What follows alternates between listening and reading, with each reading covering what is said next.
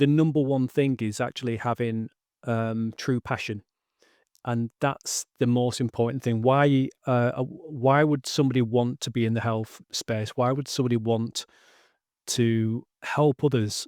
And if you're helping others, you must be able to help yourself as well at the same time. Otherwise, you're not going to be in business, and that's one of the key takeaways from 32 years in business myself, working for myself. That's one of the biggest lessons I've learned. If I can't actually make a profit, I'm not going to help anyone. Why do most small businesses fail? Welcome to the Microdose podcast, where we speak about the intersection between flow states, performance, creativity, altered states, business, and how to change your life. I'm your host, Gareth Catesy, and this week we're joined by the CEO of the C.H.E.K Institute, Gavin Jennings.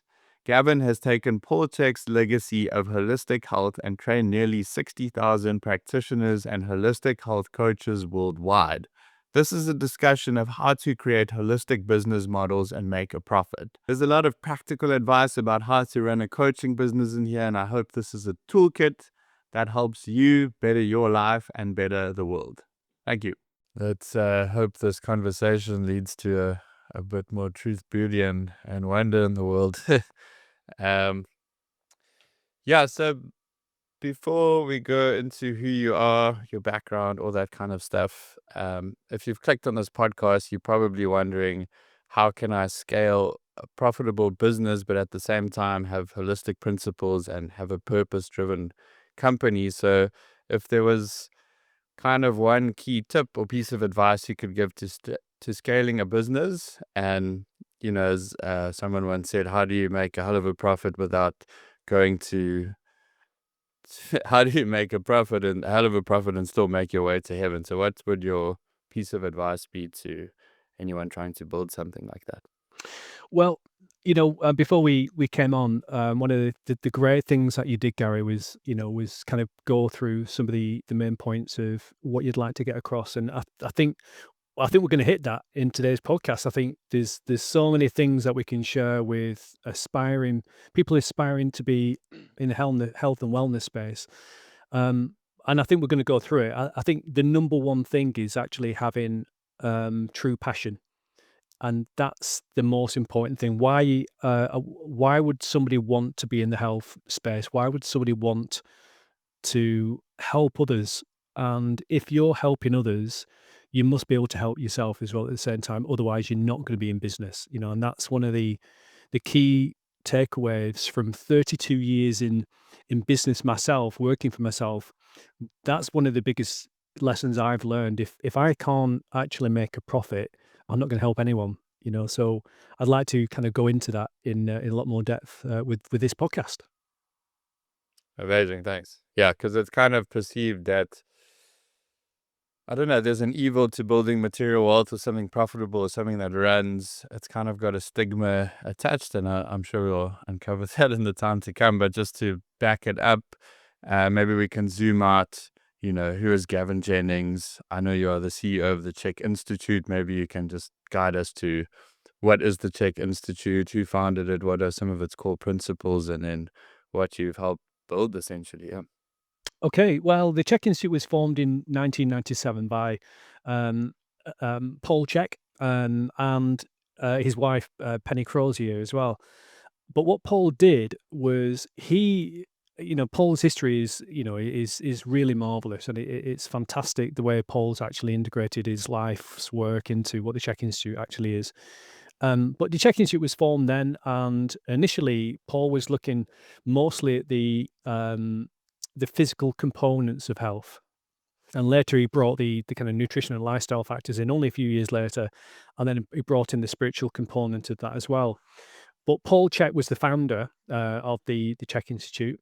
The C.H.E.K Institute now is, originally it was an education company, and it still is. But what we do, which is very, very different than anything else in the space, is we operate within the integrated health industry, or the integrated health profession. And I'll go into that a little bit more if you like, but what that actually means is that we're not within the fitness industry, and we're not within the medical industry. We're right in the middle ground, what I call the middle ground. And what the C.H.E.K Institute does is, the C.H.E.K Institute is here to help people understand that there is a career within this middle ground. And what we do is we train them and educate them up to work within this really specialist area of the middle ground, through education, through training, but then actually how to run successful businesses within that. Because obviously, I'm sure that you know that, there's so many certifications to become a personal trainer in the fitness industry, and yet 90% of personal trainers still fail within 18 months. It's a massive failure rate. It's the biggest failure rate that I know in any industry. It's huge. And then if you look at the opposite scale of the fitness industry, or what I call the fitness spectrum or the health spectrum, you've got then the osteopaths, chiropractors, physical therapists, physiotherapists and such. But they're given very little training on business. And the whole concept of the brilliant book from the early 2000s, I think it was the E Myth from Michael E. Gerber, was saying pretty much just because you are great at what you do does not mean that you're going to be great to run that business. It's a completely different mindset, completely different kettle of fish. So what we do is within the C.H.E.K Institute, we don't want just to make you wonderful at assessments, wonderful at understanding the human body, and actually how to integrate all types of holistic kind of approaches into working with somebody. But we want we want to help you actually discover how to do that. Our approach is integrated. It is holistic. We used to call the C.H.E.K Institute used to stand for Corrective Holistic Exercise Kinesiology, but we dropped it. We dropped it quite a few years ago because number one, holistic is a great word, but it's being overused in many different sources. I prefer the word integrated because number one, it doesn't scare people off as much as holistic.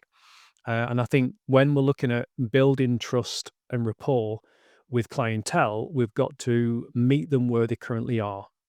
And if we start talking about holistic or even psychedelics, or we start talking about anything which is not maybe in the field of consciousness, so to speak, then we're already shutting a door. And we don't want to shut doors. We want to build trust. So the C.H.E.K Institute, founded by Paul, my role in it started in 2012 when I took over as European distributor for the C.H.E.K Institute. But I started as a CHEK practitioner. Before that, I was a CHEK practitioner for a while. I took over the European side. We did that extremely well. And then 2019, I became partners with Paul in the business. And I also took over as CEO. So that's where it's got to now. Yeah, it's a funny one because it's when I've kind of learned.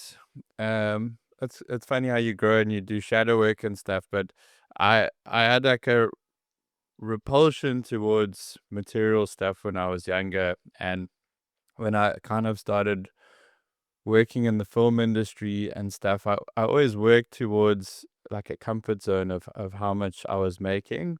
Or there's that kind of an idea that like money is the root of all evil, or it's these very big ideas that materialism's destroying the world, or it's things that it's like these broad ideas that kind of make it really simple to just push away learning how to actually run a successful business. Um, And as I've grown and then learned that I think the amount of impact you can have when something runs successfully, and in our course now we've been being taught about a book by Robert Fritz called The Path of Least Resistance, and it's like when you have a clearly defined version of where you currently are and a clearly defined trajectory of where it's going, like that's what I wanted to touch on with the CEO. And I've heard Simon Sinek refer to the CVO, the Chief Vision Officers, like to hold the vision, like where is this actually going? But when that's like really defined, then there's this creative tension in between that resolves where you are to where you're going. And I think what's kind of it's worth touching on is firstly, why is there this burst at the moment with holistic health fitness practitioners, integrative health? It seems like things like COVID were catalysts where there was a distrust in older paradigms of medicine and kind of a far more openness to integrative models. So why do you think in this current time in history there's this kind of all these people trying to seek meaning in the world and add more healing to others, but at the same time, now you've got this really saturated market. So what is some of the reasons why people are failing that are, I guess, trying to pursue their dreams? And I'm sure there's quite a lot to touch on there. There's a lot to kind of unpack there, really. But I think,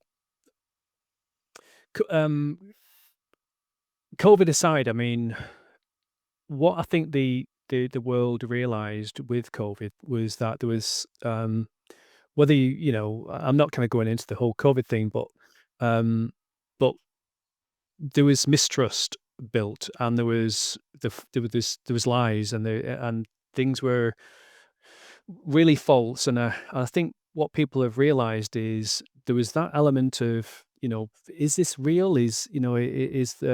Can we really trust the people that we thought we could trust? Even for me, I'm not somebody who actually follows, kind of, anything just because it's cool or trendy. I really want to look at something and make my own decision, and I would say to anybody listening to this, Paul always says, don't believe a damn word he says until you've tried it yourself.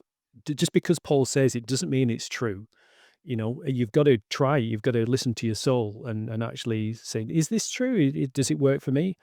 And I did that with everything. I did that with exercise, nutrition, lifestyle factors. I never believed anything Paul said. I didn't, because it was too far away from my comfort zone. Because I'm not a very I'm not in that way inclined. I wouldn't be the spiritual person that Paul was, and I definitely will never reach that level. Never say never, um, but my point is that I think one of the things is that people now realize that the whole fitness thing, the whole exercise is going to make you healthy, is a small part of the bigger picture. And a lot more people now are realizing that, oh, wait a minute, there's less than 10% of the kind of world who exercise on a regular basis. What about the 90% of those people? What about the rest of the world? What can they actually do? And that is where a lot of people now are recognizing that there are other things. There are lifestyle factors. There is a stress factor. And I think one of the reasons, I mean, Paul was talking about this in the early 2000s, and when I became a CHEK practitioner, I was talking about, butter, eating butter, in 2005 or something. And clients would come to me and say, that's saturated fat. It's going to give me heart disease. I've already got high cholesterol. I should not eat that. And it wasn't a battle. It was a case of, well, this is what I believe. And I was a vegetarian for a few years before I found Paul, and I did all the journey and all that kind of stuff. But I knew it worked for me. So I think a lot of people, I don't think if people are wanting to do something different and they want to do something meaningful, the integrated health space is a great way. Now, the difference between what we do as CHEK practitioners, we're not healers, and we never, we're not shaman, we're not healers. We don't treat any condition. We don't work with diseases. We don't even, we don't actually give supplementation advice or anything like that. We're not biohackers. The difference between what we do is we are more, in some ways, we are more left brain logical structural than most osteopaths and chiropractors, and even physios to some extent, because what we're doing is we're looking at the structure, and then we're putting together a forward plan, and then we integrate that with lifestyle work and so on. But I don't think there's a saturation of it. I don't think there's saturation in the wellness. I don't even think we've actually scratched the surface of it. I think it's, and what is really great, Gary, is I've just been to quite a few different conferences. I went to the conference, the Connected Health Summit in LA a few weeks ago, which was in Hollywood, and it was great. I was on stage, which was a fantastic opportunity. I was on stage with the head of LinkedIn Health and Wellness, who's a CHEK practitioner, and I was and the director of health and performance at Google, Nuchin Cheng. Two amazing people. I'll share the link with you so you can watch it.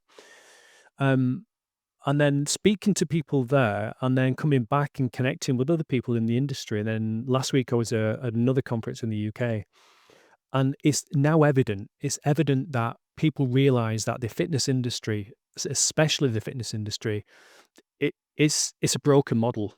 it needs a complete disruption, and I started in the fitness industry, so I've seen it. I've seen in the last 20 years, I've seen how it's grown and developed. So, um, that's a long way around to answer your question.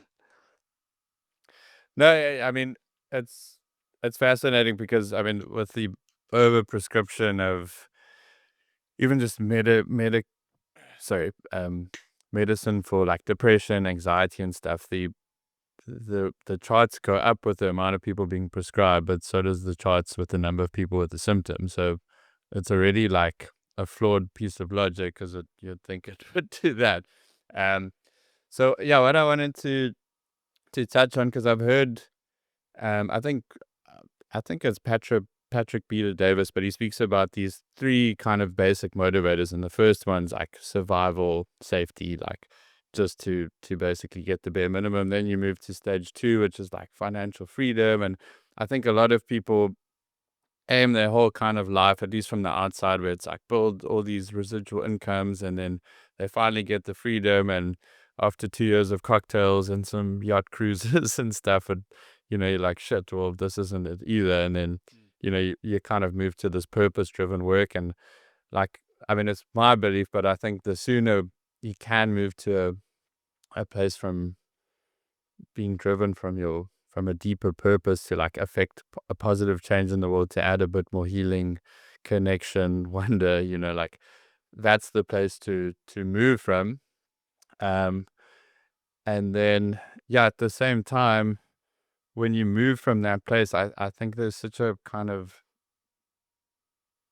deeper motivation pushing you forward, um versus like, oh, you have to get up, get out of bed, get to work, like this kind of, it's a drag. And I mean, everyone's going to have days um where you don't want to send the emails or do the video content or show up for the podcast, and that's okay. But yeah, so just kind of a question that I kind of had later, but it adds to this, is if you are kind of feeling like you are lost and without purpose and meaning, do you have any tips for people trying to find a bit of meaning or that connection to soul, like you said? Because it's so easy to find a guru or someone to latch onto and kind of just, I don't know, I'd ideate towards their ideas and beliefs and stuff.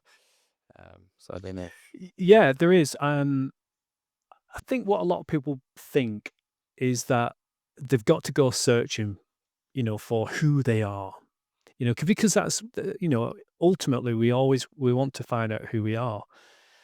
But, I'm about to turn 52, and the thing about it is I kind of now know who I am, but that's took me 40 plus years to kind of work all this stuff out, and it's not going to happen. I don't think in your 20s or even your 30s. If you're lucky, maybe your 40s, but it's only been recently that I've really kind of, I heard something that says when you get to your, you've got the cycles of your life, and the summer is up to like 21, and it could vary for different people. And from 21 to 41, sorry, spring is up to 21. So, from birth up to 21 is the spring of your life. And then 21 to 41 is the summer of your life. That's where, you've planted your seeds and it's summer and it's where you're enjoying life and whatever. And then the autumn is where you reap the benefits, and that is from 41 to 61. You're reaping the benefits. And what people have found is that majority of people more earn the most money, if not to say again, material wealth and all that kind of stuff is important, but in the 50s. And that's where they have, because they've amassed their amount of experience and knowledge and everything like that. And then What's from that quote? 61, Like 20 years to become an overnight success, or it is. It really is. It really is, and there's lots of reasons for that. And then 61 upwards is the wise man. It's where Paul is now. He's the wise one. He's in that phase of development. So I think that's really, really important to kind of look at. And I think one of the things, you know, you've got to look at is that people kind of they're searching to find out who they are. Through psychedelics, they're finding out through experience or whatever it could be. Um, but my thought process is sometimes you just don't know who you are. And because of that, what you've got to do instead is you've got to find out what is it that really, really drives you. What are you passionate about? What is it? Is it health? Is it helping others? Is there something that you really do enjoy? And if you find that, then go with it. Commit to it. Fully commit to it. Don't do it half-heartedly. Commit to it fully. As long as it's not hurting yourself or other people and it's legal, then that's one of the things. It's not going to be something which is going to either stop your life or actually really negatively impact it. And with that, Gary, what I would actually say is that what you've got to do is you've got to go down that road as far as you can, because at that point, then you probably will find out who you are when you're doing that.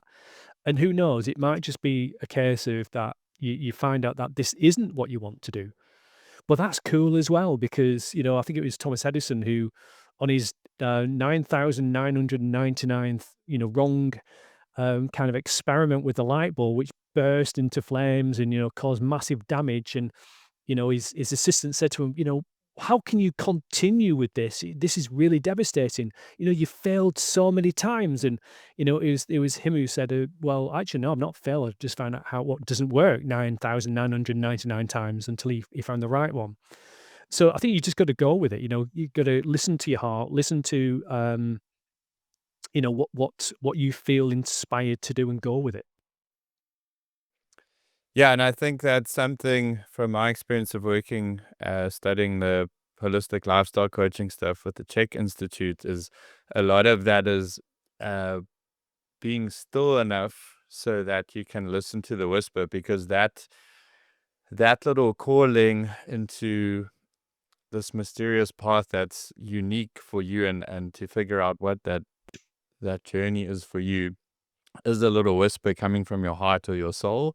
And it's so often clouded by, self-loathing, guilt, fear, shame, anger, a million different contradictory thoughts. So, like, for me, if you're someone who doesn't know how to figure it out, like, you just got to start trying on different shoes, because it's a lot easier to, I don't know, for me, it's like I worked in the super yachts for a couple months, and I did the videography. I knew like that wasn't my career, but a part of me wanted to go do it, and um, tried on the shoe, had a good experience, and I was like, okay, this shoe is not for me, and that's okay. But it like kind of ticks the box where sometimes you've got an unlived thing that it might not seem like the purpose-driven work, but there's a lesson in there that, like, the lesson arrives like 10 years down the line. You're like, oh, that's what I learned from there. Yeah. So what I wanted to touch on was I've just got back from an intensive in Costa Rica, and I can speak a bit more to that. But a big lesson I kind of received from this whole experience, which will be a whole thing to unpack, but was this deep healing work, and everyone there was moving into the coaching space, in the psychedelic coaching space in one form or another, like from executives from higher companies to somatic healers to people just testing the waters. Um, and it just came across so clear to me that this work was not for me, but it was for others.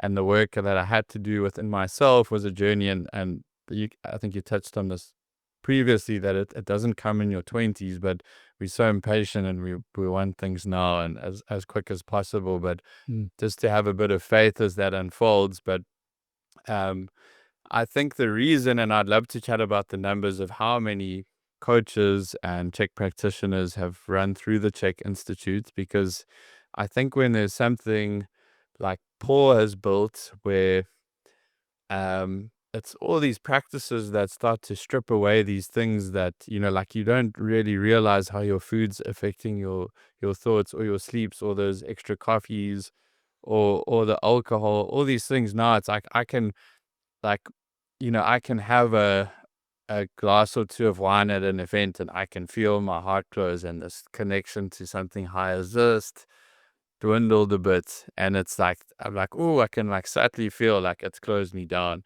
And having that awareness has been so insightful to kind of still myself and listen to my heart from where I want to go, despite how it kind of doesn't always seem the most logical, rational thing.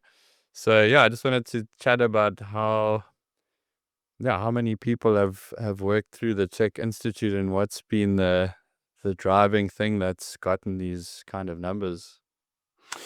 We I think there must be there's at least 60,000 who've gone through the education system in some way, shape, or the other.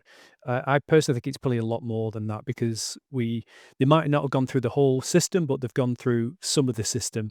We've had a lot more people actually just buy, some of our materials and products and things like that. There's been over 250,000 people who've purchased How to Eat, Move, and Be Healthy, which is the foundation of everything that what we do. Yeah. But the thing And is, when each of you those people are like a node, sorry, a node affecting a bunch of people. they are, exactly. So when you look at Czech practitioners, I mean, my own clinic, we were delivering 200, one-to-one Czech sessions per week on average. So there's a lot of, I mean, we're talking tens of millions of people have been affected by the Czech system. LinkedIn, like we were saying before, Michael Suzy of LinkedIn is one of our Czech practitioners, and he brought the Czech system into LinkedIn in 2012. And in that time, the LinkedIn has grown from, I think, 800 people when Michael joined, up to, I think, 18 or 20, thousand people across the globe now. And all those people have been affected by the six foundational principles, what they call the six tenets of health, which is the six foundational principles.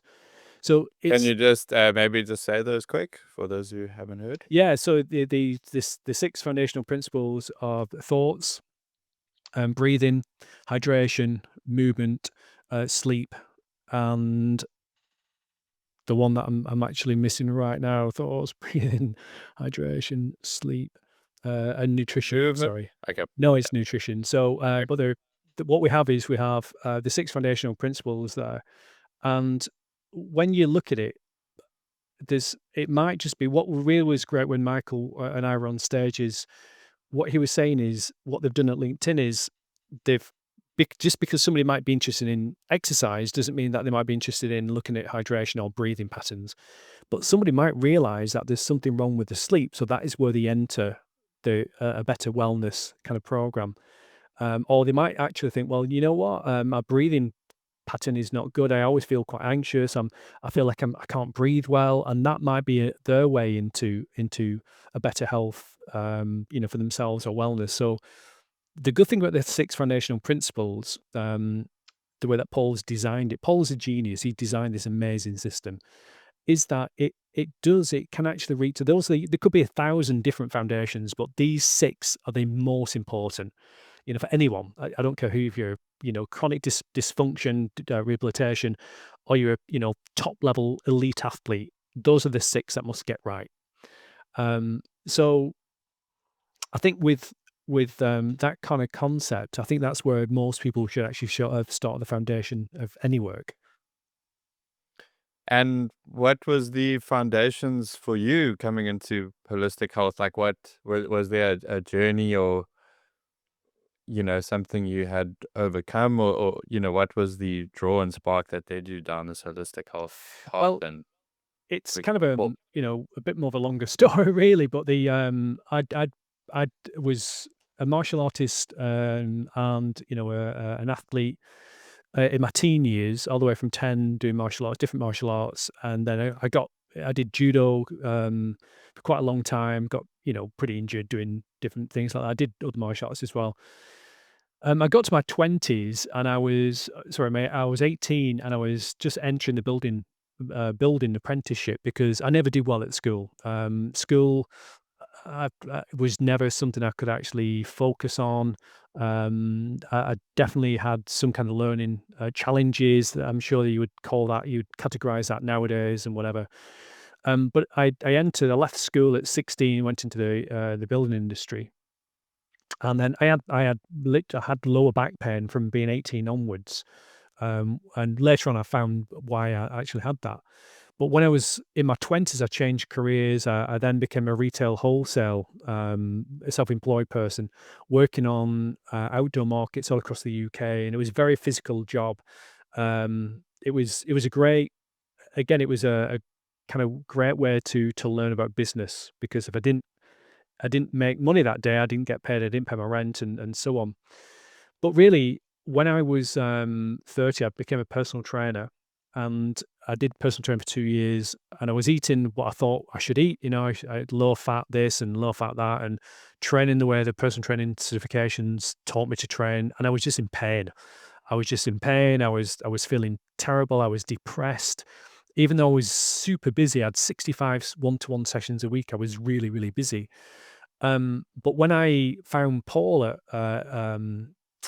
long story short, I was about to get out of the industry because I was only in it for 2 years. And I realized after 2 years that even though I was so busy, so successful, a lot of the clients who came to me, I had no idea what to do with them. There was people with back pain, there was people with from having cesarean sections, never been rehabilitated. Most people had actually had some physical or mental emotional issue that I was kind of like working with.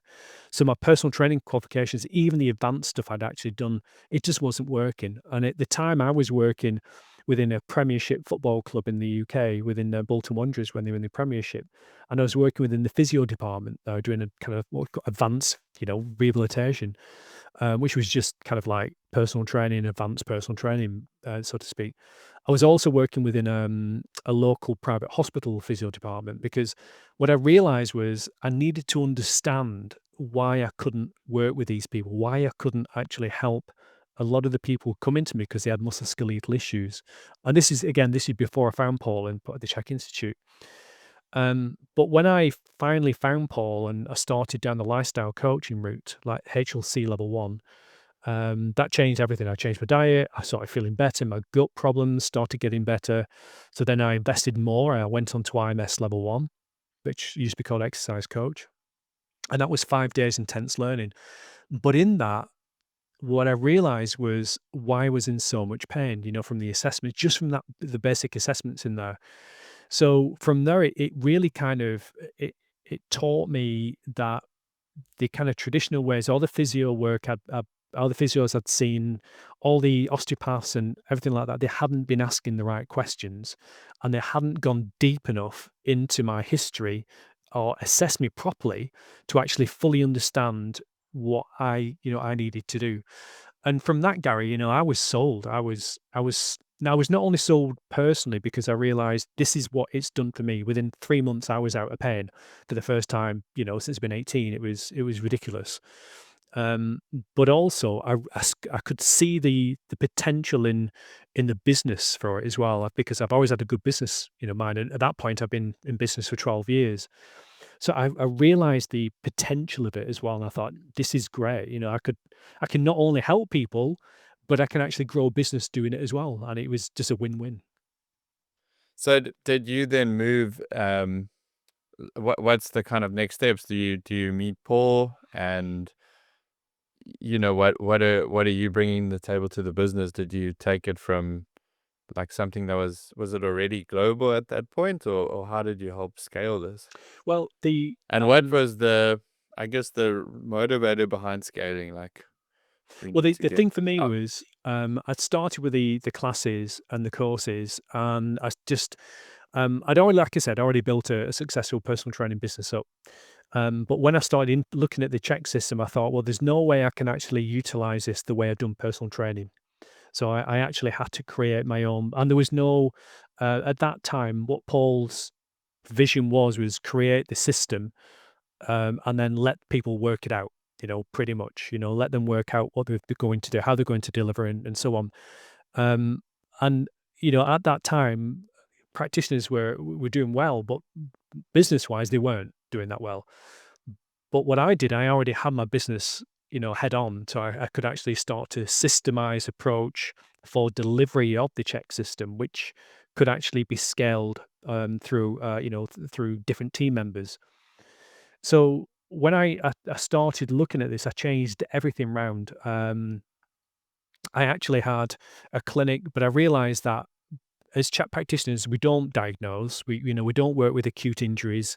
We don't work with mental health issues or anything like that. So I had to um, either employ, which I did, I employed chiropractors, osteopaths, physiotherapists within my clinic, or I could refer out to mental health, people, or I could refer back to GPs or whatever I needed to do. I wanted to make sure that I was covering all bases and I wasn't letting my ego get in the way and thinking, I can do this. I can work with all these people because I realized, no, I can't.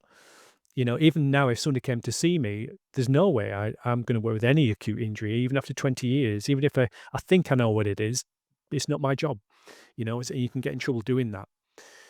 So what I did is I looked at how I can actually scale the business past myself.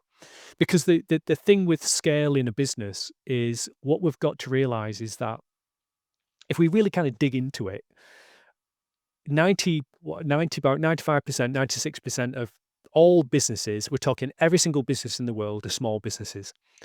And about 75% of all those businesses are one person businesses. So, in other words, it's the person who started it and they never go past one person.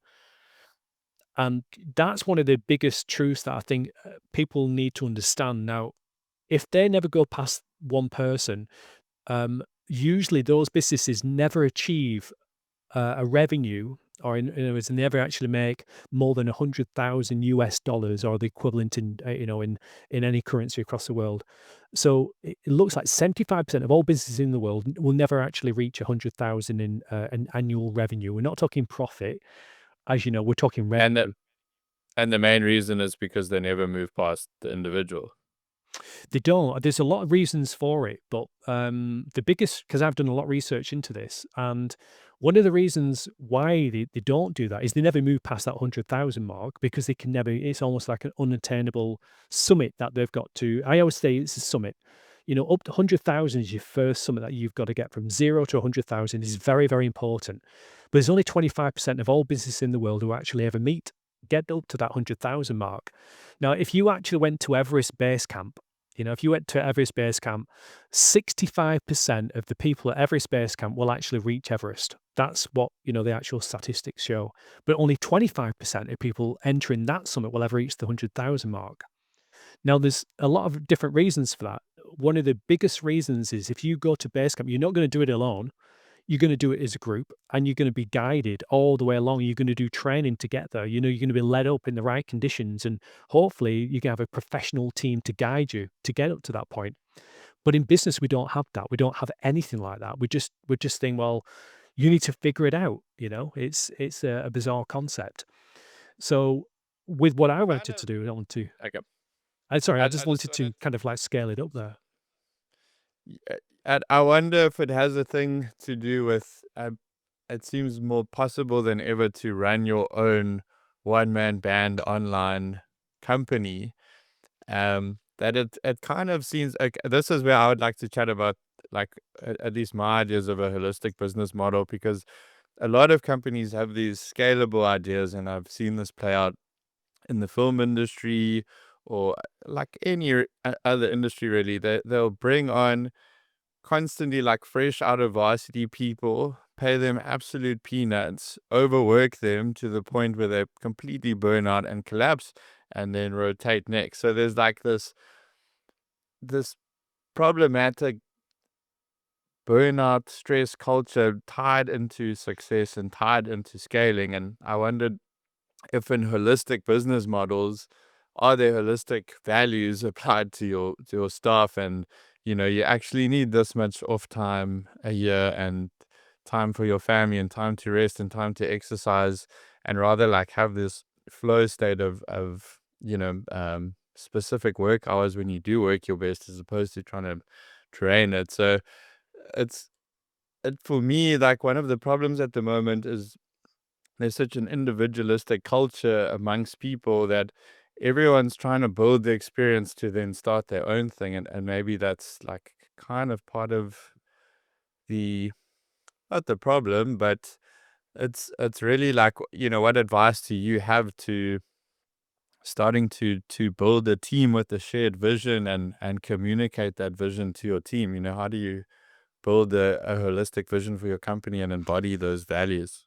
Well, you know what's the truth is that you've got to get the balance, and I actually say, when people are starting out, your 20s is about finding your limit.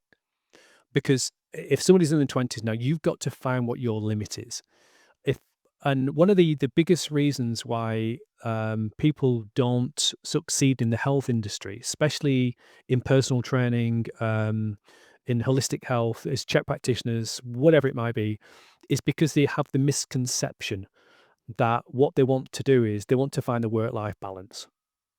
And I completely get that. I completely understand what the work-life balance is, because if we're burning ourselves out, that's not a work-life balance. That's just where you're kind of like you're working, and eventually something's going to give, and usually it's your health. And I've been through 2 to 3 health challenges over my career over the last 30 years, where completely burnt out, and it was devastating. It really is devastating to do that. The trick, though, is that, or the balance is that, in order for us to succeed, we have got to actually put in hours, and there's no way around that. AI is not going to solve that. And to put in hours, I completely believe, is to be great at anything that you do, to really achieve mastery, you've got to get those 10,000 hours. And it is so important within the health industry. It's so important as CHEK practitioners that we start to amass those 10,000 hours. And I've seen it over and over again. And then the thing is, then you've got to think, well, wait a minute, 10,000 hours. And where this comes from um, the old apprenticeships, from like from the UK mostly, but also, from different parts of Europe, where the people would actually have to train up, somebody to be a master tradesman or whatever, to join the guild, and so to speak. And where that comes from is the apprentice literally means of the hand. So to be an apprentice means of the hand. But in order for them to actually really master their their profession, which was obviously a lot to do with hands at the time, they actually had to do 10,000 hours, or usually between 5 and 10 years of being apprentice, to really master it. The people who built the amazing, kind of churches and cathedrals, and they had no blueprints. There's no CAD drawings or anything like that. They literally, the stonemasons would actually put them together, and it was a mastery. So in order to do that, we can't. The fitness industry is a prime example of this. The whole burnout rate. But how can we think that we can actually do a weekend course, or even a 3 month course, and learning about exercise, learning about whatever personal training certification is, and suddenly that's it. We can work with the most complex system in the world, the human body. It's nonsense. It's completely. That's why so many people fail in the industry. So um Do you think it's an overpromise and a deliver, or an it's a lie. It's a damn lie. overestimation of what they can do? Yeah, It's a because downright that's, lie. Yeah. I mean, but this is the other problem with, I mean, the model you kind of told to sell at the moment is the ultimate value in the least amount of time. So it's like, you're going to lose 100 kilograms in 12 days, or, and it's very hard to not at least market that. Because the problem with holistic health or transformative coaching containers, anything like that, it's like, okay, realistically, it's about 2 years of work minimum for us to get somewhere, really. And that's a bit of a hard sell, because someone else is offering the quick fix, or, take your SSRI and feel better right now. Mm. Um, so it's a hard one to compete Well, and have that transparency. it is, but But it's not, to be fair, because the way I've looked at this, Gary, is that it starts, because it's one of the biggest questions that people always ask me as a integrated health professional, which is what we are as CHEK practitioners.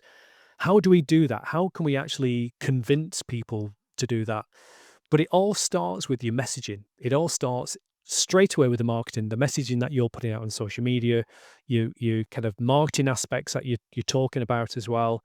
Um, and you need to understand, who is it that you want to work with? Who are you looking to attract? one of the most important things, who is it that we want to work with? And then what you've actually got to do is make sure that everything that you're talking about is aimed at that person, and it's not aimed at everybody, because if you try and please everyone, you're going to please nobody. So you've got to aim at the right people. Now, in my system, that's the first thing that we would actually do. The second thing that we would actually do is then we would properly pre-qualify the person before they even come and see us. So then it's a case of, Mr. Jones or Mrs. Jones, you've inquired about this, and I'm just ringing to say this is what we do. Lovely to meet you, and why don't we book in a consultation in book, just to let you know this is how we do it. And also, we don't. The first thing that I teach all our practitioners through C.H.E.K Academy or C.H.E.K Institute is that you never take a client on less than 3 months. We don't do one-offs. We don't do assessments. We don't just see them for nutrition. We don't just see them for exercise. We're not interested in that. The only thing that we do is we take them on holistically for the full integrated package. So when that's a pre-qualification, if somebody wants a quick fix because they want to lose, 2 stone in 6 weeks for some, party they're going to, that's not us. You couldn't see anybody, down the road, and they'll say we'll do that for you. But then it's the next step. The next step is a consultation. And that consultation is where we're really listening, really understanding what is it that the client wants to do. We want to get deeper into that to find out, is this a good fit? Is this person going to be a good fit for us? Do I really want to work with this person? And will this person be able to be coached and mentored? And the thing that I teach our practitioners is the minimum's 3 months, but majority of clients that we work for is 12 months. But you're doing a disservice to that person if you're not explaining why it takes 12 months to actually start to take a lot deeper view of health, or to get some to a kind of a completely different chapter in your life, which is what we generally work with as CHEK practitioners.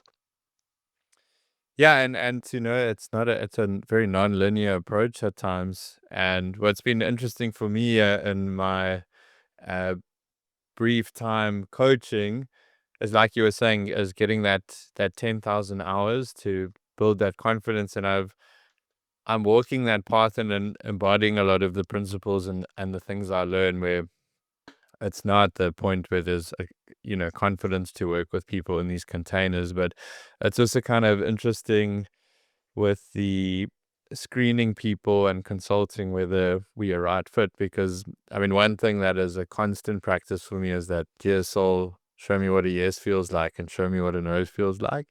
And it's very interesting to feel that energetic tightening quite instantly when it's a client that's not a right fit. That sometimes the body knows more than the mind, because your brain's going, oh, but it's a 3-month retainer that's going to help pay the bills. But like something else is like, but this isn't a good fit for either of us. And kind of like being able to discern if that's like the ego and imposter syndrome versus like, can we help each other? Because it does become this mutual um, journey. Just on that, sorry, Gary, just on the imposter syndrome, I actually view imposter syndrome as a real plus. I actually see imposter syndrome as a positive, because it just shows when everybody has imposter. If you're really passionate about what you do, you're going to get imposter syndrome. And I don't care, who you are. If you got imposter syndrome because maybe you've come on a CHEK 5-day course, or you've done HLC level 1 online, or whatever it might be, and then you're thinking, well, really, should I be doing this with a client? That's a good sign. It means that you're passionate and you really want to provide the best. So I don't see imposter syndrome as a bad thing. I just think that you've got to trust the training as you go through it. Yeah, 100%. And yeah, the other very interesting one is every client is completely different. And what's so interesting, because I've got from the HLC assessments, from the C.H.E.K Institute, I've got my own ones on like flow readiness and people's lives. Um, but it's so interesting knowing like, oh, wow, this person's diet is flawless. Like their retention time is absolutely perfect. And like I had one client where he was almost green in every one of the check things, and I was like, I don't really know what to even do with you. I think you're good. Like, but then it comes down to all these other factors that are holistic. It's mind, body, soul. and I think it encompassing everything. But as you said, it's got this kind of negative. I think it's just been too associated with like the hippie movement or something, the holistic term. But like integrative's got this like Yeah. bit more of a weight to it. Mm. Um, I don't know, bad way. Like for me, I love the term holistic, but I can see what some people say. I do, work with, um, I don't know, crystals or, um, It's all good. You see, the thing oh, about really? it is it's all, Reiki. I've employed load of different types of practitioners, and it's it's all wonderful. Yeah, obviously, I'm Paul's business partner. I've been spending time with Paul for years, and so on. But the thing is, um, the term holistic and holistic kind of industry does attract sometimes a certain type of people. It attracts wonderful people. I'm in this myself, but when it got down to our consultation, one of the red flags that would actually kind of ping up in my brain was if a new client came to me and said, "I love holistic work," and if they said that, there is always a red flag.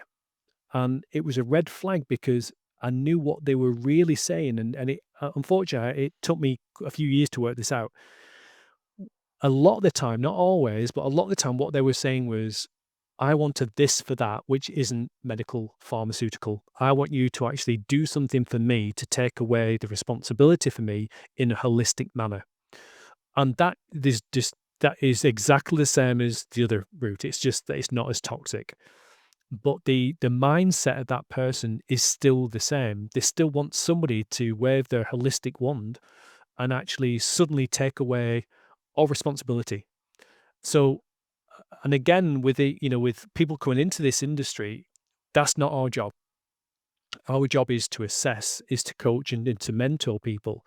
And that is the only way that the integrated health profession, the holistic profession will actually ever kind of grow and develop. If it's actually not kind of going linear with science and everything like that, which it must do, it's got to work in that. It's got to have clinical studies and everything like that. Oh, Paul's got tons of that. Um, but it's actually got to be measurable in some way, shape, or form. A lot of things can't be measured, and we know that. And Einstein says not everything that can be measured counts, and not everything that can be counting can be measured. And I think that's something that we've always got to consider. But with the holistic kind of world, I think it just needs to be it needs to be grounded a lot more. And I think it needs to be structured a lot more. Yeah, I agree. Like there's something there where like in the I don't know how to put it. Like there's like a pop-up shamanism, like kind of fake holistic culture in some sense, where it's like a spiritual artwork, or there's definitely a commercialized side to holistic health that seems from an integrated, inauthentic place at times, and it's kind of utilized to just capitalize on, as you said, like, here, hand over the baton, you do the healing for me, you do the energy clearing, all this kind of stuff.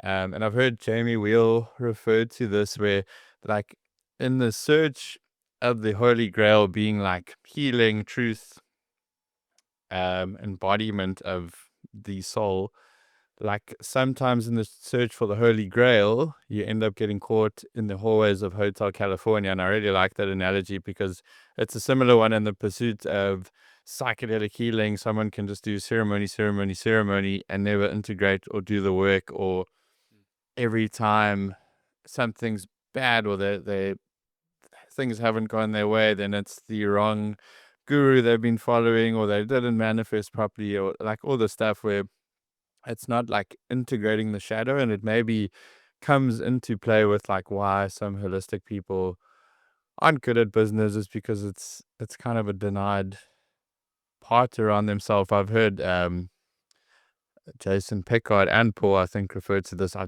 can't think of the names, but it's like um and I think it's Rosicrucianism, like the Luciferian beings, which is a whole thing to go down, but where it's basically like beings drawing you to an only spiritual view, and then the other side's like only material.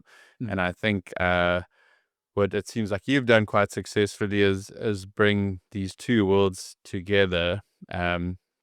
That you're operating from a holistic place, operating from a place of spirit, but let's still build something material and meaningful and impact the world at scale. Mhm. So yeah, what is the kind of core difference between these holistic business models versus conventional? Well, Yeah.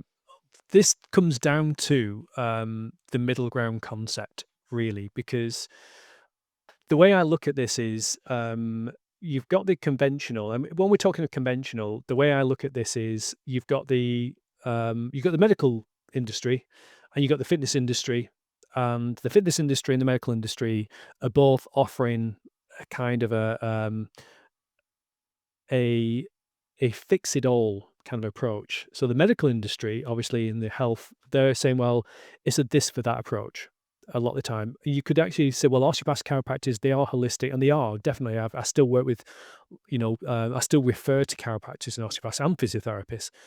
Um, but the difference really is in the Western approach, what they're looking to do is they're looking generally a lot of the time to find a problem. And that's what they're looking to diagnose. And the biggest difference really is that they're looking for a diagnosis. So they're looking to find something that they can then treat. And that's one of the biggest kind of differences between what we do as integrated health professionals, because we're not looking to find something to treat. We're just looking at who the person is.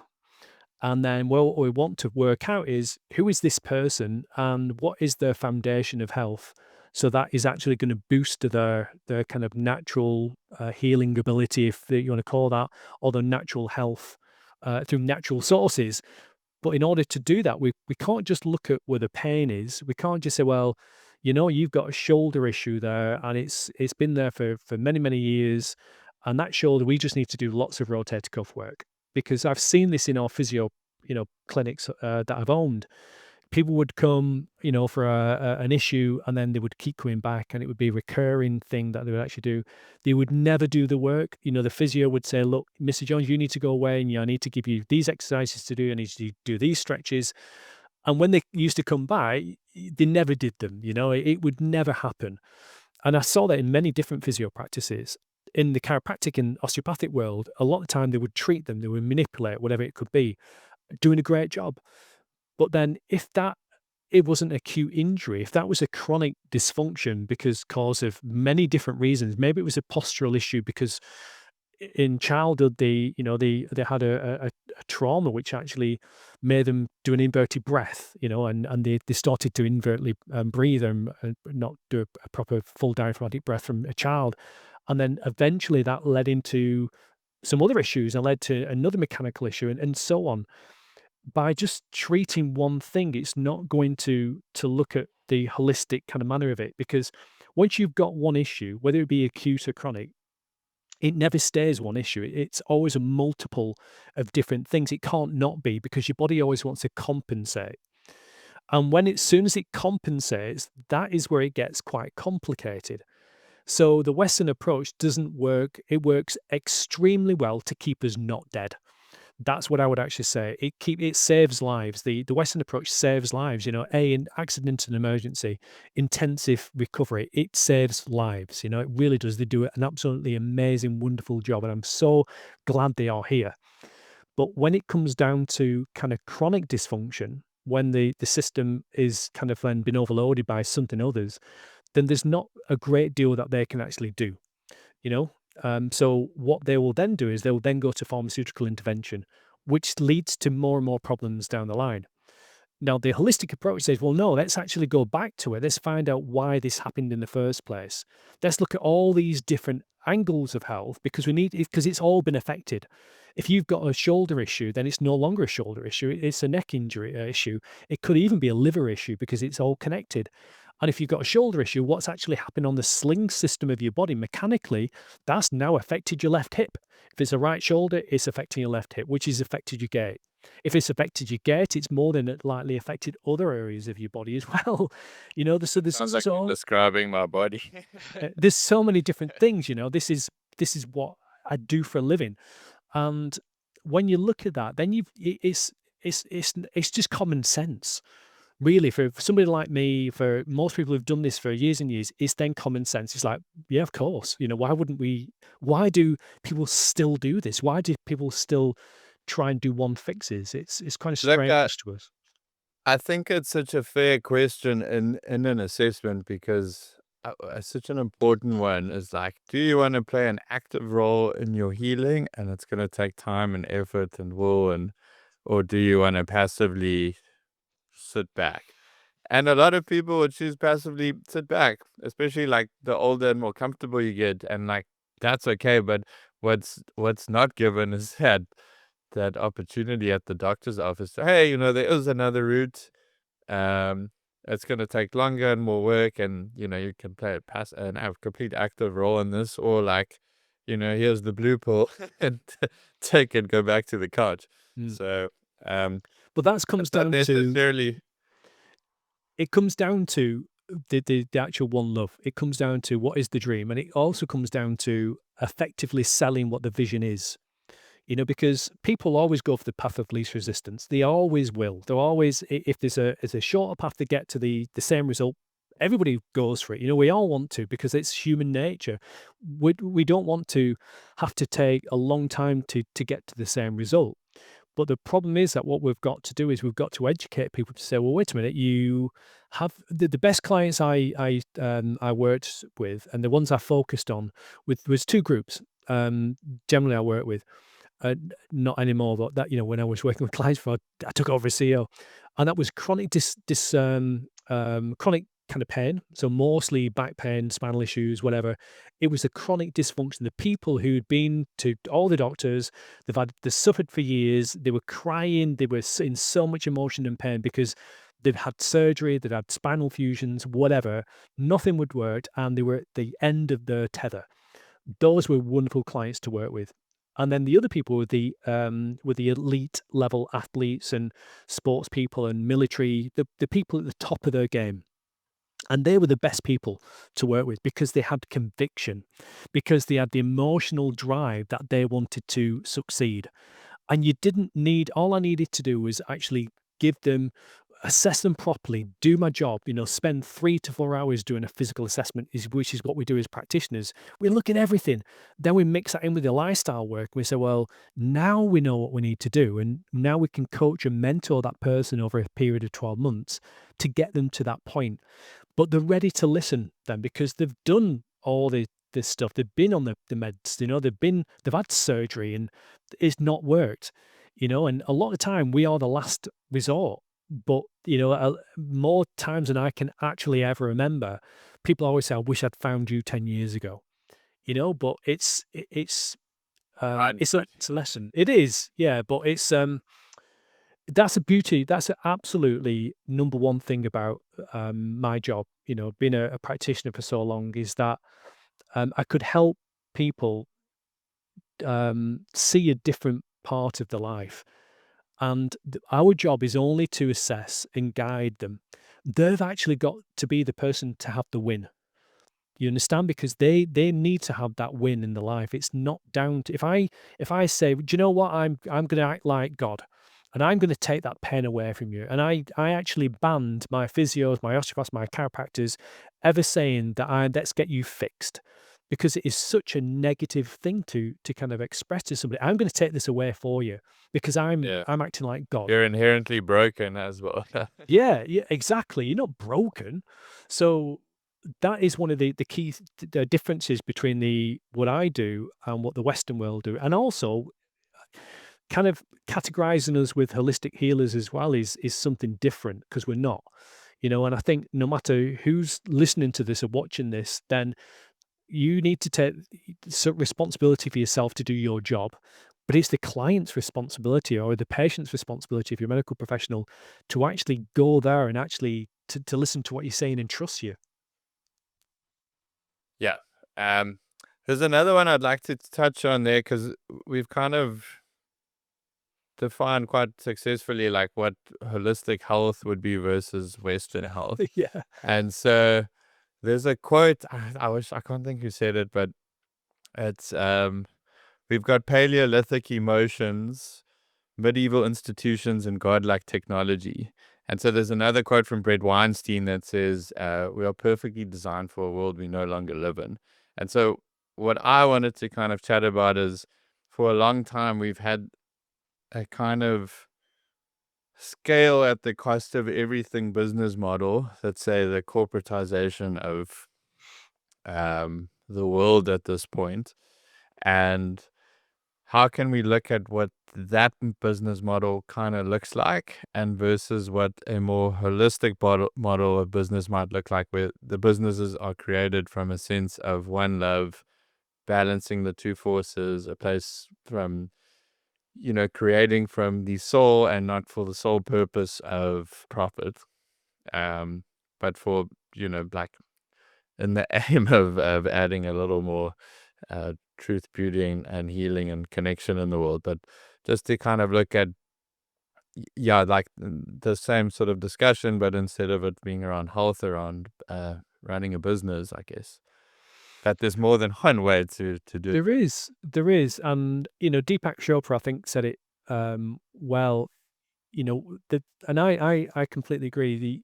The I feel privileged doing what I do, and I think if you're in the industry of helping others succeed in life, especially in health, in improving the life, it is the best profession to be in. There's nothing like it.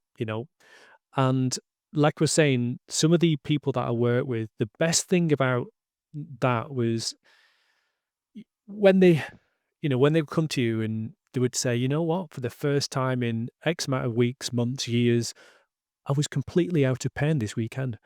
I could actually walk with my daughter. I could play with my daughter or my grandchildren in the garden, and I wasn't like I wasn't sore. I wasn't in pain. I had the confidence, and that never gets old. When families of clients would actually come in to say, I just wanted to say what you've done with my dad has been amazing. It's completely changed. We were really worried about the guy or whatever it could be, and that is absolutely fantastic. Not because it gives your ego a massage. It's just beautiful. It's just a lovely. No money could replace that. Because there's such a sense of um, it's a thrill. It's a thrill. It's just pure love. I think that's the only way to describe it, really. So the difference, really, within in the business of consumerism, then I understand what that is. I understand. I think somebody actually said it's not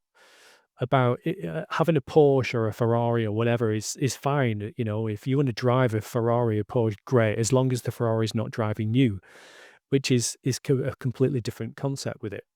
So in business, what we're looking to do is, I think, going back to why a lot of holistic practitioners kind of feel weird. They feel kind of dirty when about making a profit. And I think it's one of the hang-ups that we all have. Should really be helping and making a profit. Is that just not wrong? It's definitely not, because if you don't make a profit, if you can't actually make a business from this, you're not going to be in business yourself. You can't you can't actually buy organic food. You can't have enough holidays a year. You can't live where you want to live. You feel trapped. And if you feel trapped, if you're not looking after your health, or you've got to work 65 hours a week just to pay the rent because you're not charging enough for your services or whatever it might be, you're going to burn out and you can't help people. So it really is common sense. If you're not a business is there to help others, but it's also there to help you. And if it's not helping you, then you've not really got a business. You've just owning your own job.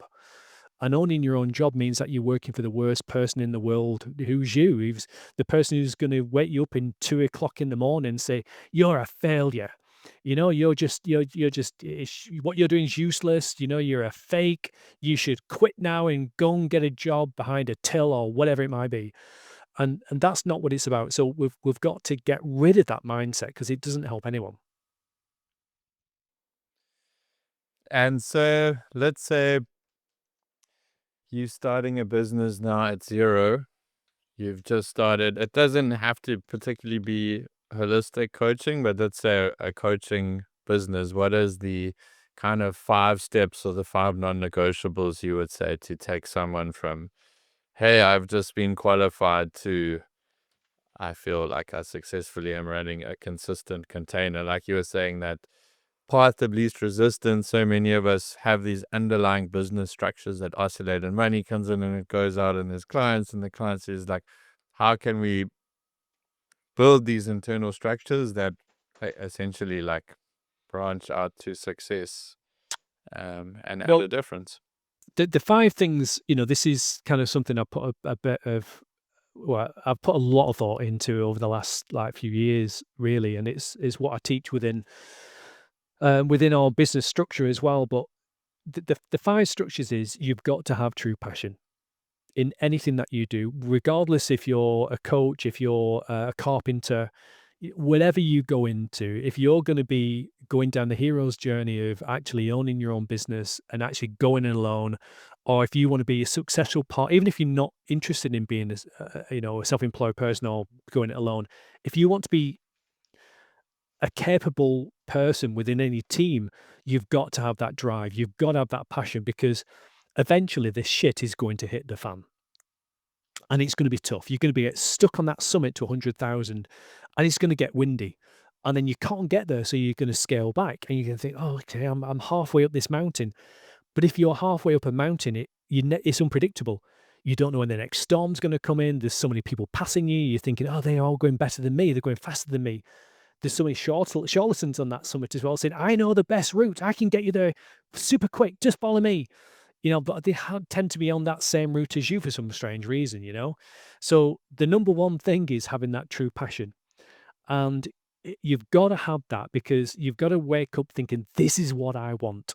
This is my true thing that I want to do. And if, like we were saying before, if you're not really kind of sure what it is, you've got to put your full effort into it. You can't go half-heartedly into business. It's not going to work. So number one is true passion. Um, the number two thing is, though, you've got to choose a growing market. And I learned this in many lessons over my life in the last 30 years. And why do you think why do you think 90% of personal trainers fail within the first 18 months? Or why, physiotherapists and chiropractors and osteopaths are all charging the same amount of money per appointment? Why they're always cutting down on their appointment times is because they've entered a commoditized market. The fitness industry, especially the personal training industry, is commoditized. And so is the medical industry, but also so is the coaching industry. So after COVID, so many people jumped on the bandwagon of, I want to be an online trainer, I want to be an online coach, and I want to do this, and I'm going to work with people all over the world. I'm going to dictate my hours, and I'm going to live on a beach, and I'm just going to make shitloads of money, and I'm going to do this. But the problem with it is they're all doing the same damn thing. It's a commoditization. There is no difference. And that's what we call a red ocean. So a red ocean is where you're entering a market which is already saturated, which is the fitness industry, which is the rehabilitation industry, which is the coaching industry, the online coaching industry. It's saturated. The blue ocean strategy is actually identifying a market that is up and coming, and there's a massive need for it. Now, when you look at that, you look at what the average age is in most Western countries now. It's 40. 40 years old is now the average age in most Western countries. So UK, I would imagine also South Africa, but US, Canada, it's 40. It's the oldest it's ever been. So when you look at that and you look at the statistics of, how many people over the age of 35 have got some kind of chronic issue, more than 50%. How many more people over the age of 40 are actually on at least one prescribed drug? Lots. I think it's 1 in 5. Sorry, I think more. The stats in the US is, I think most people over the age of 40 are on at least 5 medical drugs, if I'm not mistaken. It's massive. It's a huge problem. And then what we're going to say is, well, how does the fitness industry deal with these people? Because they're not doing a great deal of the job. They're doing the fitness industry is absolutely wonderful at so many things, group exercise and so on. But it's not good for the personalization. There is no personal training. It's just training. There's not really a great deal of personal in it. The medical industry, we know it's pharmaceutical intervention. And if it's the coaching aspect, How are they looking at all the other aspects of health? They're not. So market is very, very important. And that's why we actually train our practitioners to work within a certain market, which is the integrated health profession, which is that middle ground. So that's number two. Number three, though, is you've really just got to accept what your strengths and weaknesses are. You've got to understand, well, actually, one of my strengths is this, but one of my weaknesses, actually, you know what? I'm really passionate about what I do. I really want to kind of do this, and but I don't know the depth of it. So I might need to understand the depth of this human body. I need to educate myself on that. And it's actually saying, actually, I need to do that. That's one thing I need to invest some time into. It might be that, you're not great at communicating, and you need more communication skills. You might be a wonderful practitioner. You could be a fantastic Czech practitioner with so many different kind of levels of, you've been studying for years, but your delivery is terrible. The way that you interact with people, your rapport. So it's understanding, where your strengths and weaknesses are in that respect. The fourth thing is making sure that you know who your demographic is and how to attract the right clients into your business. Because, like we were saying before, if you just say, well, you know what, I'm going to be transformation, I'm going to be, lifestyle guru, I'm going to be a microdosing expert, I'm going to be this, I'm going to be that, I'm going to be physical component, I can work with that, and I can work with this and that. It's a case of, well, You just read my website. Or... no, it didn't. No. But what we need to do is we need to I'm actually kidding. bring it down. And that's one of the biggest problems that I find practitioners, trainers, coaches make. What they're doing is a lot of the time the marketing is trying to impress the peers, not the people that they're looking for. They're saying how wonderful they are. The client doesn't care about how wonderful you are. What they care about is, can you actually help them? Do you understand their pain? And if you understand their pain, how can you actually help them get through that pain? That's a most important thing. But the one of the most important, the fifth one, but is probably one of the most important things for scaling a business and how you get off that summit from the average of between 20,000 US dollars in revenue every year to 60,000 US dollars, or 75 if you're lucky, which is what most people are in that kind of summit in a revenue, in annual revenue, and not profit, annual revenue, is they're always going for the one-offs. And this is a big problem in business. So the one-off is where people sell one thing. They'll say, hey, you want to have an assessment with me? Or, I'll take you on for 6 weeks of worth of coaching, or, we're going to do this. I'm offering my hourly rate to you and you can buy 5 sessions with me. Or, Czech practitioners still do it. You can have your assessment and I'm going to do this, and it's going to be 6 weeks or 10 weeks. That is one of the worst things you can do. Because what you're doing is you're then again a commodity. What you've got to do to get off that summit is you've got to create a recurring model of revenue, a recurring revenue model. And that is where you've actually got to package your services so the client can see that what you're doing is far more detailed than anything else. It's not better than personal training. It's not better than osteopathic or lifestyle coach and a life coach, and it's different, completely different. And in order to do that, we've got to have that recurring revenue from clients. So when I take on a client, I'll take them on for 12 months. My average retention is 5 years with a client. Now, what that means in the business world, and I know a lot of people kind of like switch off when I say this, but it means that the lifetime value of a client goes from an average of 2,000, or if you're lucky, £2,000 or dollars for a client. So what I mean by that is a personal trainer will take on a new client. On average, a new client will cost about $300 to acquire that client. In other words, you've spent a load of money on marketing, you've done ads, you spent your time doing things, you've built up social media stuff or whatever it might be. But on average, you get 100 people who like what you see, and then 10 people contact you. Of those 10 people contact you, one person signs up for a package with you, or a group of training with you, whatever it might be in personal training. But they only last 3 months with you. So the maximum that you actually earn from that person from paying you for 3 months is $2,000, minus the 300 that you've already spent. So you've actually got $1,700 that you've actually made off that one client. Now, if we actually put something together in a package, my idea is sell once. but always be selling with a client. Because what we've got to do, we've got to sell what the goal is, which is the 12-month vision of what they want to do. We need to find that one love, but we're always selling because we're selling to them the dream. We're not selling new products and services or anything like that. They're already signed up for the 12-month package. But what we're doing is we're reselling them the dream, why they need to actually change, why they need to drink more water, why they need to go for a walk at lunchtime, why they need to have better posture, why we need to help create that better posture, why they need to maybe breathe better.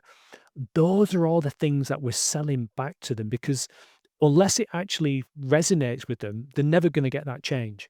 So we've got to resell them their own dream, not what it means to us, but what it means to them. So those are the 5 most important things I would say for any coach in business. That's what we need to do and create. Yeah, there's a lot I'd have to touch on there. It's a like similar with the 6 foundation principles with the C.H.E.K Institute. Like a lot of the stuff comes back to the basics, but it's almost like we're so shrouded in conditioning and other beliefs that we don't take the time to actually understand those 6 foundation principles of just breathing and drinking clean water or eating. And the same things with running a business, like I think so many people, to firstly touch on the passion one, it's like you see someone doing it on Instagram, and like, I'm gonna do that, and then you do it, and if it's not something that's passionately resonant within you, like as soon as the times get tough, like there goes the part of you that sustains you through those tough times, like climbing up that mountain, because sometimes it's, if I can tooth and nail claws in, like to get to the top, and other times things flow. um for me at the moment, which like I really enjoyed, and it's been like quite a motivational thing for me that's driven quite a bit of passion, because one thing that's been insightful for me that I didn't really know till I read, I can't think of the book somewhere up there, but that motivation was a feeling, and like that is a fleeting feeling. um and so for a time, it's like, if you aren't feeling motivated and you don't work on something, but when there's this deeper passion or one dream or something you're aiming towards, like it moves. Yeah, it helps you push through that motivation, and it's kind of like that idea that sometimes the horse can be the rider when you do these things that bring your body, or you go and you do a workout, or a microdose can help, as or these things that help uh kind of just bring you into something that from a more motivated place. Um but one thing that's been like a real motivator for me is like that we are currently on 2 exponential curves, and the one is like we are heading towards impending doom.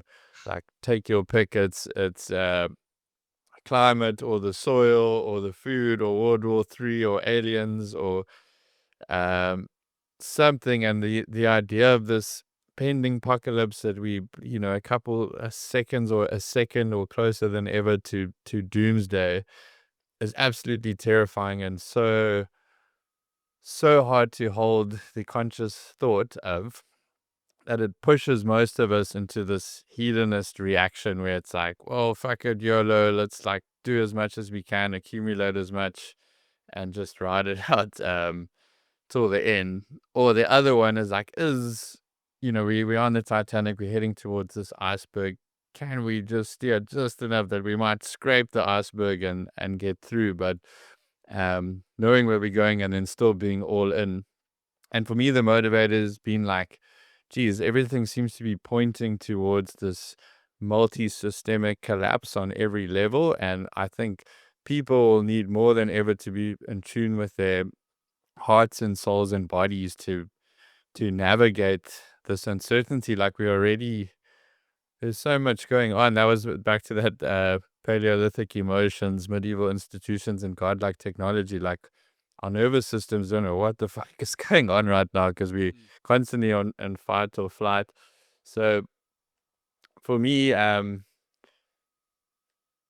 yeah, going back to the markets and stuff, but it's it's like taking a real seat back, and like what does the world need, and what do people need, and how can you set yourself up to to define that market. But that's a little bit pessimistic and stuff. But then to go into like your strengths and weaknesses and stuff, it's just so worth knowing where you are. And I've learned that from the film industry. Like, I'm pretty good at creative things. I'm good at ideating and forming concepts and stuff, but I'm bad at budgeting and logistics and logical A to B type. Like, this is how it's going to go. And I've learned that amazingly in the film industry. Like, I was a director and I've just directed commercials and short films and stuff. And that's like where the producer comes in and had someone a bit more left brain going like, no, well, we actually can't spend that much and we actually need to do this and that. And then it's like, okay, and it brings you back down. So for me, what's such a valuable thing is to know where I sit in those kind of business structures, and that trust and working and finding the right people to slowly delegate stuff to. Like, I'm not quite at the delegating stage of my business yet, but um, I don't think it's too far away.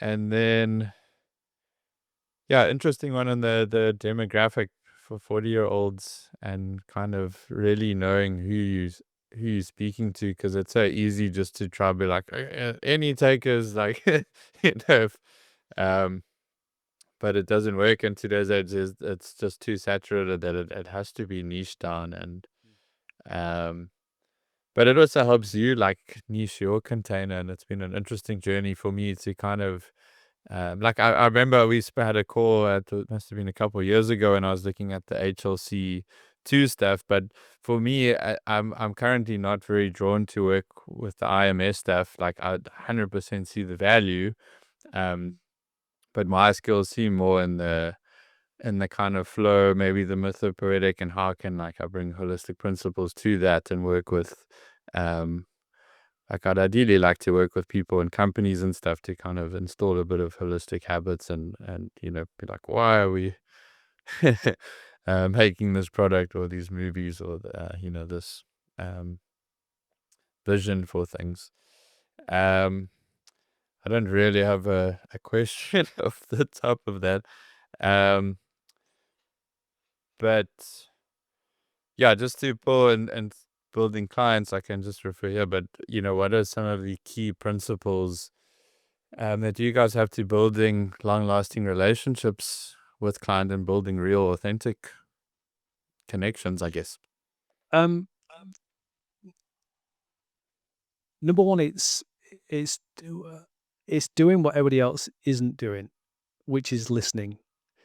Because that's the thing that people just don't have. We're all time poor. Our clients are time poor. We're time poor, or we think we're time poor, and a lot of the time we are time poor. But you know, most of our time is just being robbed by social media, or it's been robbed because we've got some cortisol addiction, whatever it might be. But to kind of build true relationships with clients, it's got to be based on professionalism. First and foremost, it's got to be professionalism. Once you've got that professionalism, then you build in the trust and you build in the rapport.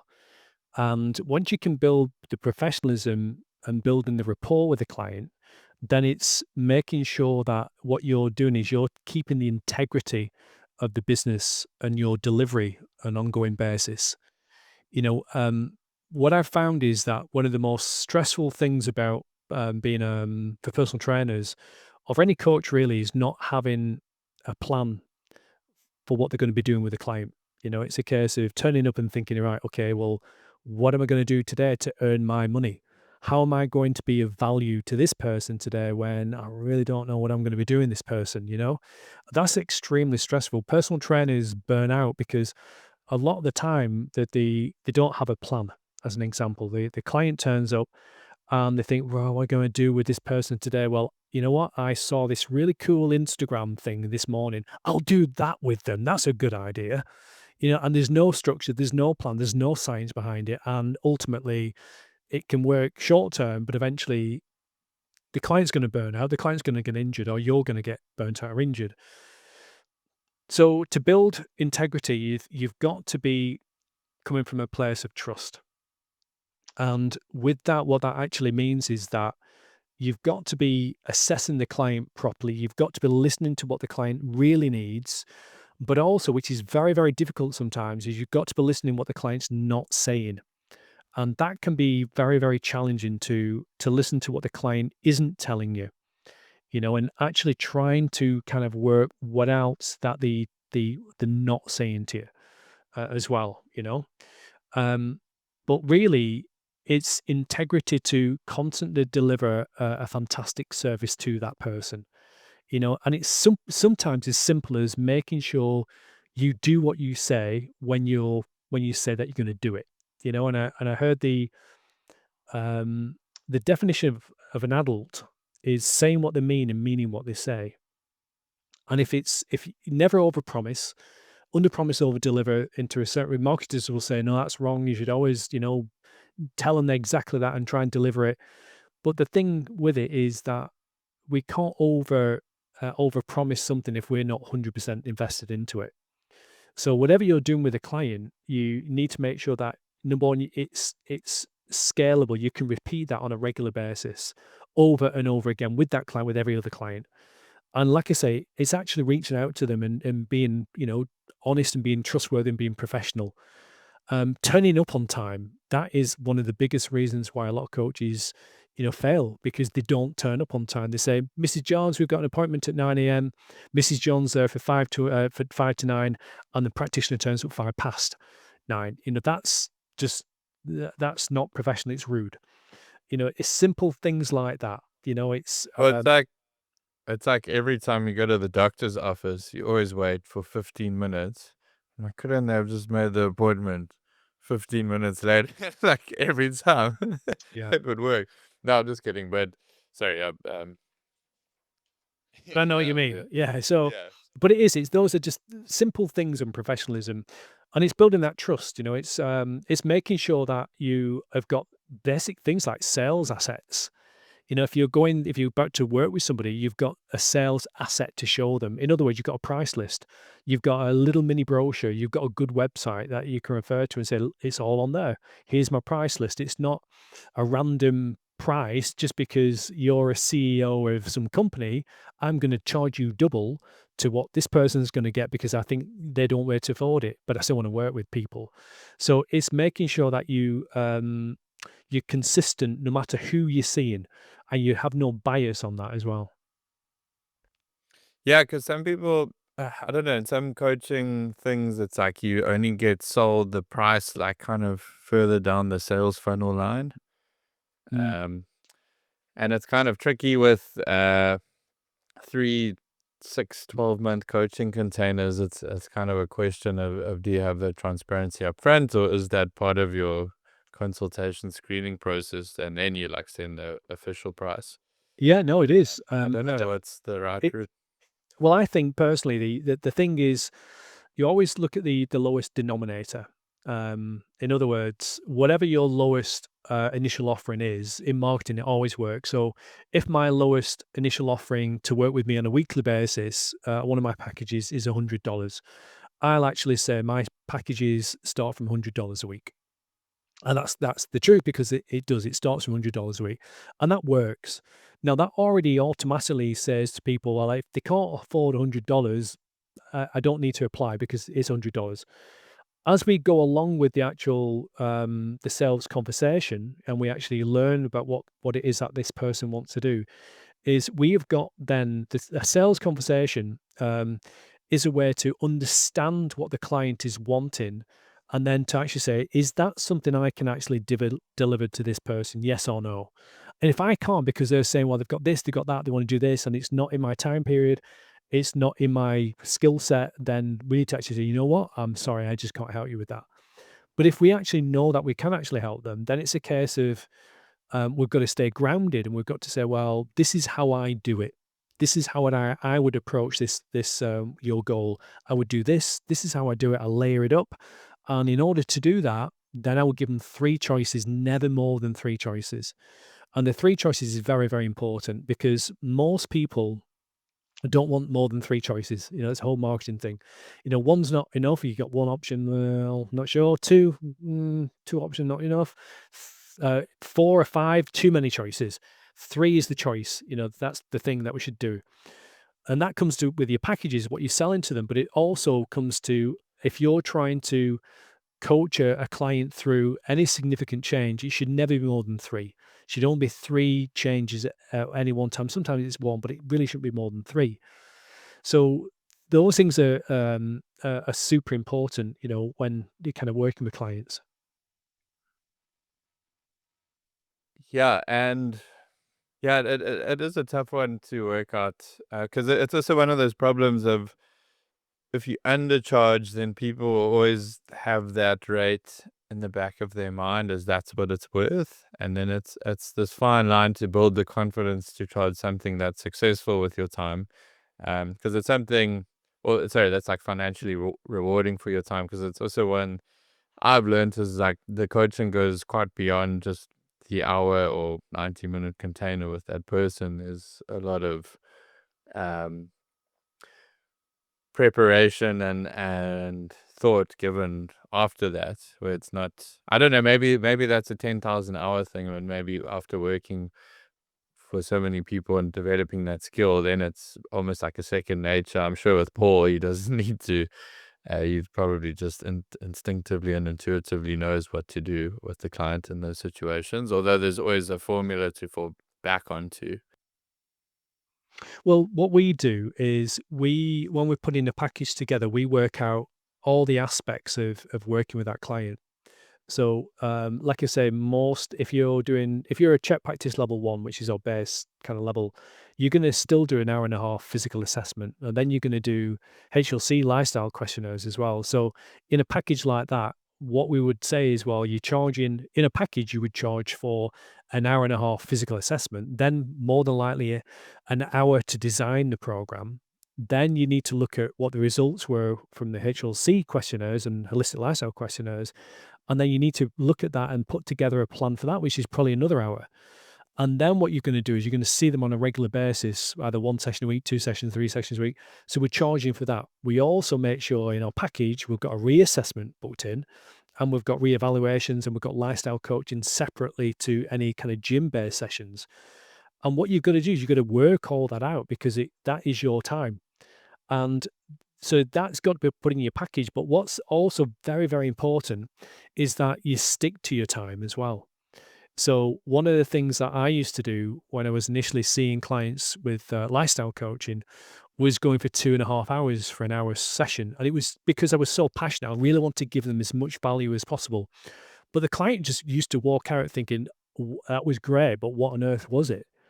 How can I Yeah, it's retain too as much much. information? Yeah, 45 minutes is generally the maximum, an hour tops, for anything like that. So sometimes when you think that you're over delivering, or you want to over deliver, sometimes it's got really negative effect. So what you've got to do is you've got to stick to your system, because you've got to think, how can I scale that? If I was actually delivering 2 hours worth of coaching and you're only getting paid for an hour, if you continue to do that when you've got 10, 20, 30 clients, you're going to go bust, because what it means is you're always going to be late for your next client. You're always going to be tired, and you're not going to get rest periods. And then you're going to get, you know, mean and grumpy and all that kind of stuff. So you've got to start as you mean to go on. And that means that you've got to be very, very strict with your process and your hours and your times, and you need to convey that to the client when they sign up as well. So that you've got to stick to those. It's very, very important. Yeah, and I think it's worth a self-assessment of how long can you hold that kind of container and actively listen. Like a lot of, I mean, other than obviously the holistic guidance and stuff, a lot of what I think a client's paying for is someone to really listen and hear and see them. And it's been an interesting one for me of knowing how long I can actually hold that space, how much break I need in between. And then at the same time, it's been quite interesting to learn about a trauma-informed approach and to kind of know when you may be prodding too far into the past that's kind of borderline therapy. And then there's the other line of like borderline mentorship, and kind of staying within the coaching Mm, realm has been an interesting thing to figure out, because it's beautiful to read like these books like It Doesn't Start With You by Mark Woolen. I've heard Paul referred to multiple times in this intergenerational trauma and how to heal. But yeah, it was it doesn't qualify me to hold that space as deeply as it needs to with certain people, and it's been quite good to go like, oh, okay, but that's not what this container is, and I can refer you to X for that. And just kind of sticking within those boundaries essentially.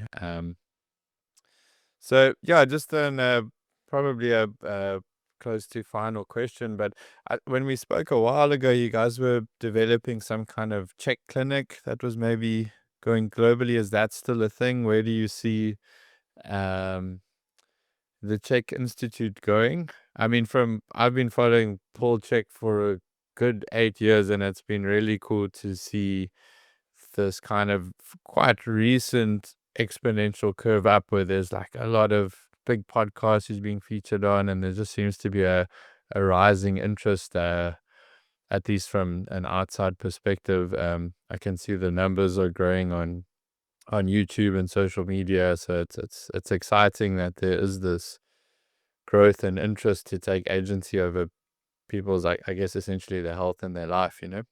Mm. The vision for what we're doing at C.H.E.K Institute is really defining what the integrated health profession is, because that is what we've got to define far better. We've got to find out if the fitness industry and the medical rehabilitation industry isn't actually working and the health coaching industry is saturated, what can we do? And again, come back to the middle ground. So my my complete mission now is to define what that is, what the integrated health industry is, because it's brand new. It really is. But we've got to define that. Now, as C.H.E.K Clinic is a licensing model.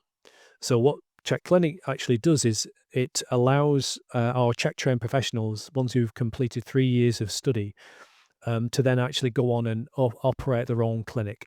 So they can either own and operate their own clinic and actually work from there themselves and such, or they will be able to actually work within a clinic. And by working within a clinic, that would actually mean that they can actually go and have an apprenticeship within a clinic, or kind of a basic 12-month internship, so to speak, so they can get hands-on ability from year one and kind of work within that. The goal for that is to actually get that launched with 2 to 3 subject people or practitioners at the end of this year. I need to kind of locate 3 people who are willing to actually go for this, and I'm literally going to guide them step by step in how to do what we did all the way through, so then we can help them be successful in what they're doing. Once that actually is being kind of rolled out, and because we're going to have problems with it, there's going to be things I've not thought about, I'm going to tweak it and just keep on working it. Then we're going to roll it out to our academy year 3 graduates. So once they've finished the year 3 on the C.H.E.K Academy, then they'll be able to open up their own C.H.E.K clinic. The C.H.E.K clinic isn't a franchise, it's a regional license. So the way that I see this is almost like a cooperative. And the cooperative is a case of that we're all in this together. We all want to raise the standard within the health industry far better.